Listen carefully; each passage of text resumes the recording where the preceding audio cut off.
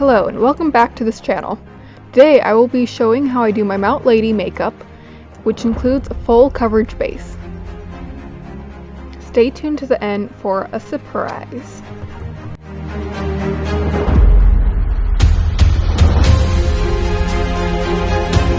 To start off, I'm gonna clip back this wig. Normally when I do makeup for Mount Lady, I'm not wearing any of my cosplay yet, but I thought for video purposes I would put it on beforehand.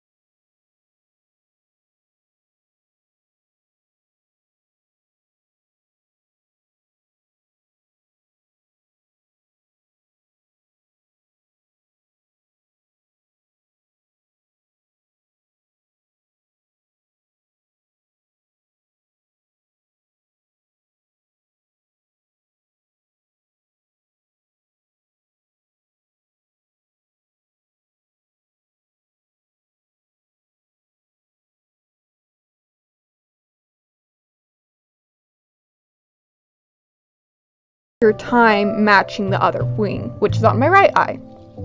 I will take a Q-tip and wet it in my mouth slightly. I'm sorry if that grosses you out, but it's my own mouth. I'm not sick and it's fine. Really, it's fine.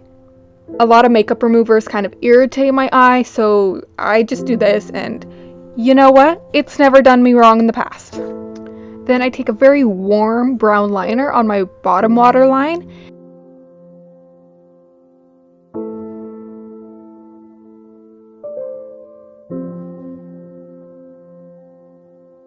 Then I'll take the light brown shadow all over my under eye and then the dark brown shadow to the outer corners.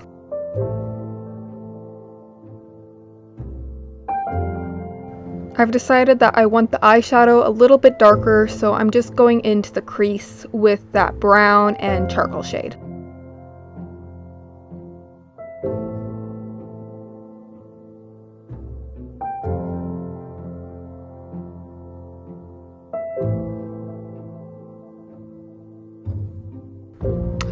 Yeah, so I probably should have done my under eye concealer before I did my bottom lash line, but it's fine. In the end, it's not the end of the world. I'm gonna take the concealer right up to the wing liner though, just to refine that.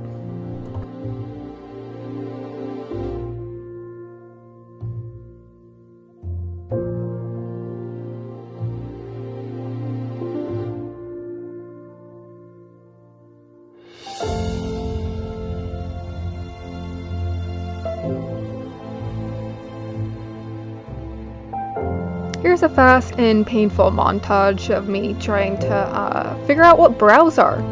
Yeah, I don't know how to do them. That's probably never gonna change.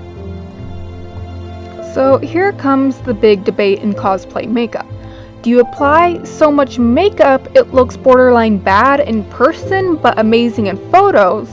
Or do you apply normal amounts of makeup but then maybe it looks meh in photos? To be honest, there is no clear answer. I think cosplays where you have a lot going on, such as Mount Lady, you need heavier makeup to match all the stuff in your cosplay, or else you're gonna get lost in the wig, and the mask, and the horns, and the bodysuit. It's just a lot, you know, and you need to be able to match that. But I don't think the goal should be hiding all your imperfections. I have rosacea on my cheek, as you can see, and no matter what I do, things are going to be patchy there. The same on my left eye. I have a scar and the eyeshadow will always appear unblended, but that's fine and it doesn't bother me. And with that being said, I'm going to jump into my foundation. Normally I would use a brush or a sponge, but I forgot to bring one where I was filming, so I'm just going to use my fingers to blend that out. Fingers work just as well as brushes, and again, are brushes a little bit gimmicky like eyeshadow primers? I don't know, maybe. Oh, and I don't use a face primer because I've never really noticed a difference on my face with a primer and without a primer. And I set my liquid foundation with a powdered foundation. This will give you a little bit more coverage. Typically in day-to-day, I don't really wear foundation, but if I do, I wear a powder foundation. This is because most liquid foundations break me out. There's an ingredient called dimethicone, and it causes me to have severe acne. So if this is your issue, try a dimethicone-free foundation. Before I teach you my extra special secret on how to get rid of blemishes, let me teach you another secret. If you have a brush that is a little bit dirty with pigment, just take a bun former and lightly swirl it around and it will take off the pigment so that you can use it for something else. So, to cover blemishes, you can use a tattoo concealer. This will completely knock out any color there is, but it will not remove texture, so keep that in mind.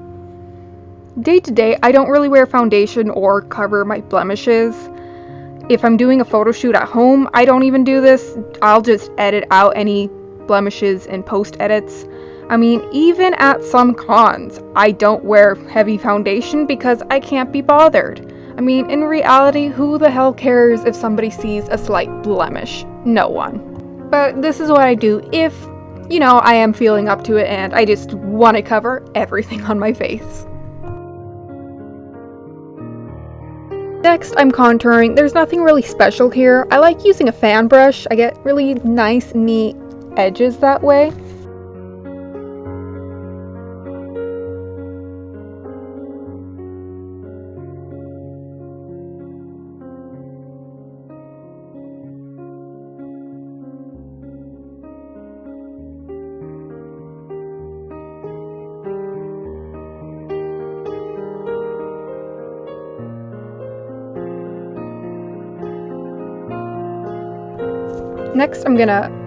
Next I'm gonna open up this blush, which is kind of a dusty dark pink color, and I'm just going to apply that literally all over my face. I love blush so much. I am a blush girl. I don't care if I have rosacea. I'm gonna apply more blush on top of my rosacea. I will, however, take a clean brush and blend out the edges. I may look like I'm sunburnt, but I will not look like a patchy sunburn person, you know? Next, I'm gonna take another blush, and it's brighter, so I'll apply that just to the very tippy tops of the apples of my cheek, and that gives such a nice look. I think I got this from Charlotte Tilbury. Her blush is designed to do that, I guess. It's too expensive, so I wouldn't know.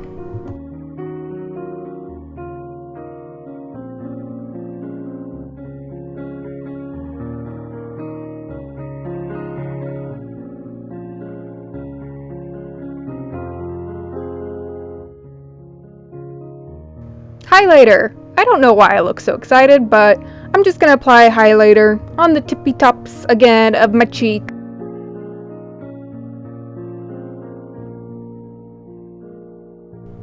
I just line my lips with a color that's pretty close to my own lip color. I overline right at my cupid's bow just to give the hint of her pouty anime lip that isn't really realistic, but it looks cute. And then I'm going to take a similar colored lipstick over that, and then a pretty shiny little gloss to highlight just in the center. So here I think I'm done, but then I remember I'm not done. You're not done. You don't have your lashes on, so let me teach you how to put on lashes. You're going to start by looking down. This will expose your lash line so you can easily put on the lashes. Next, you're going to put on the lash glue. You're gonna get distracted. Focus. Focus. You're gonna blow it for some odd reason because you actually want the glue to still be wet. If it's too dry and tacky, it's gonna be hard to adjust once it lands onto your lid. If it's wet, you can still move it around and adjust it. And bam, easy lashes.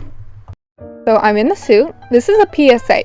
If your bodysuit has an option for forearm zippers, for the love of cats, take that option. Life at con will be so much easier if you can take your hands in and out of the suit. Trust me. It might be a bit of a struggle, but trust me. Alrighty, so my setup mirrors my life a little. When you look at it from one angle, it's pretty alright, but when you look at the full scope, it's a dumpster fire. Mount Lady is my go-to cosplay. I always feel the most comfortable in this cosplay. I think that's because only my face shows and I am fully covered up. I know it's skin tight, but I've never actually been overly aware of my body in this. So that's nice, I guess. Okay, here's my surprise. Wait. Ooh, she's in a swimsuit.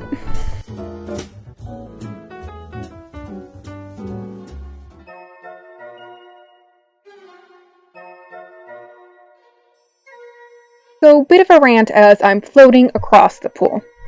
I bought this swimsuit last year because I had this idea to do this exact cosplay.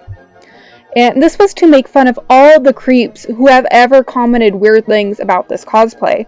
This cosplay isn't for you, it's for me. I have so much fun doing this cosplay, and I will never pose or wear this cosplay in a way that is not entirely up to me. So no, I have absolutely no issues with any cosplayers who choose to do their cosplay in a provocative or mature way. I fully support them. But it's a major FU to those who have been like, yeah, but your character would pose that way. I've actually been told that to my face at a con. Luckily, my sister and I have a mean death stare, so that guy quickly backed off, but like, can you imagine? Don't be that guy. That guy was an asshole. Remember, cosplayers are doing it for themselves, not for you. Ever. I had a lot of fun doing this stupid pool shoot. Splashing around and attempting to pose as I'm spinning wildly around. At one point I almost tipped over backwards into the pool. So, thank you for watching, and I hope you enjoyed, maybe even learned something. But until next time, stay safe in this world, and remember, don't be that guy towards cosplayers, I swear to God.